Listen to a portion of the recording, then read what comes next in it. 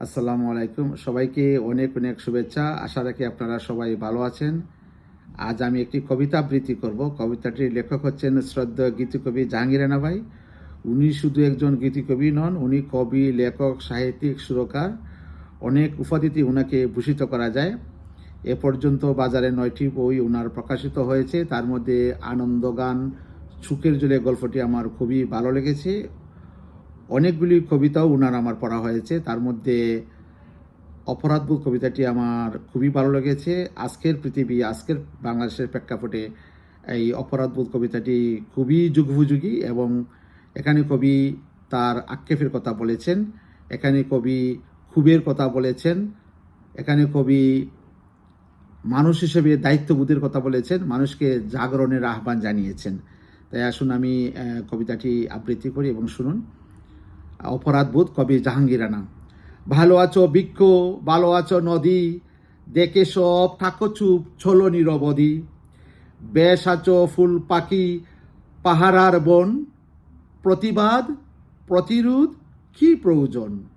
কুকুর বিড়াল গরু আছো বড় ভালো, বলতে হয় না আর সাদাকে কালো। দেশটা শ্মশান যেন ফুড়ে চারকার, মানুষ জাগবে কবে, ছিড়বে আদার।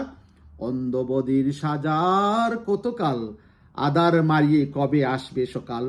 মানুষ বলেই আমি অপরাধী খুদ, মানুষ বলেই এত অপরাধ বোধ। সত্যি মানুষ হিসেবে তো আমাদের বিবেক আছে, বুদ্ধি আছে, এর জন্যই কিন্তু মানুষ হিসেবে কিন্তু আমাদের দায়িত্ববোধের জায়গায় সবচেয়ে বেশি। আমরা যদি কোনো মন্দ কাজ করি খুবই মর্মাহত হই এবং কোনো ভালো কাজ করি খুবই আনন্দিত, খুবই উদ্বেলিত, খুবই আনন্দ পাই। তাই আসুন আমরা এই কবিতাটির মর্মার্থ বোঝার চেষ্টা করি এবং কবি যে তার ক্ষোভের কথা, আক্ষেপের কথা এবং মানুষকে জাগরণের আহ্বান জানিয়েছেন, এটার জন্য আমরা ওইভাবেই যেন কাজ করতে পারি এবং মানুষের জন্য একটুও এই কবিতাটি পড়ে সচেতনতা বোধ হয়। তাই এই অপরাধবোধ কবিতাটির বোঝার চেষ্টা করবেন এবং আমার যদি কবিতাটি ভালো লাগে এবং আবৃত্তি ভালো হয়ে থাকে তাহলে কমেন্টস করবেন। আর যদি কোন জায়গাতে আমার ঠিক করতে হবে যদি বুঝেন বা জানেন তাহলে একটু হয়তো আমাকে একটু সংশোধন করে দেওয়ার চেষ্টা করবেন।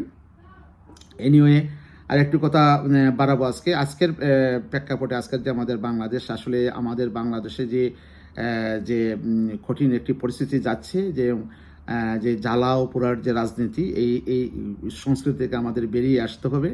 আসলে রবীন্দ্রনাথ তার যে গীতাঞ্জলি যে পেয়ে যে উনি যে নোবেল পুরস্কার, সাহিত্যে নোবেল পুরস্কার পেলেন, ওইখানে কিন্তু ওনার লিখনির প্রথম যে গীতাঞ্জলির প্রথম লাইনটি হচ্ছে, আমার মাথা নত করে দাও হে প্রভু তোমার